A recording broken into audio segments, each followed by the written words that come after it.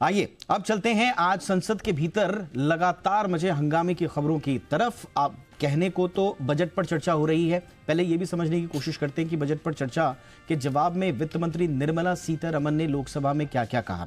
तो बजट पर चर्चा के दौरान सरकार की प्राथमिकताओं को उन्होंने स्पष्ट किया। उन्होंने कहा कि बजट से एमएसएमई सेक्टर को बड़ा लाभ मिलेगा। वित्त मंत्री ने कहा कि सरकार इंफ्रास्ट्रक्चर बनाने पर ध्यान दे रही है, जो लेबर इंटेंसिव क्षेत्र हैं उन पर ध्यान दे रही है, लॉजिस्टिक्स की लागत कम करने पर लगातार काम कर रही है। ये उन्होंने कहा कि गवर्नमेंट क्या क्या कर रही है। अब आप जानते ही हैं कि सरकार पर नेता प्रतिपक्ष राहुल गांधी जबरदस्त तरीके से हमलावर हैं। उन्होंने कई तरह के आरोप लगाए हैं, देश को बेच डालने जैसे आरोप लगाए हैं। तो नेता प्रतिपक्ष राहुल गांधी के आरोपों पर वित्त मंत्री ने पलटवार किया और कहा कि राहुल ने बजट ठीक से समझा ही नहीं। वित्त मंत्री ने कहा कि WTA में सरेंडर किसने किया था? कांग्रेस ने किया था। उन्होंने बजट में, क्योंकि टीएमसी के सांसदों ने भी पश्चिम बंगाल की अनदेखी के आरोप लगाए थे और बंगाल में क्योंकि चुनाव है इसलिए इंपॉर्टेंट है, इसलिए वित्त मंत्री निर्मला सीतारमण ने आज चुन चुन करके बंगाल पर लगे आरोपों का भी जवाब दिया। उन्होंने कहा कि बंगाल की अनदेखी नहीं की गई है, बंगाल को दिया गया है।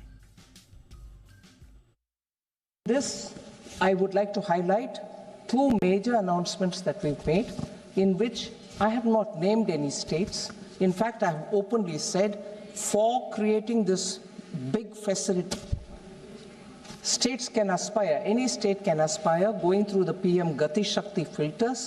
If you think you have a proposition in your hand, any state can ask for one of the 5 that I've announced in terms of the allied and health service, where we want to set up medical hubs.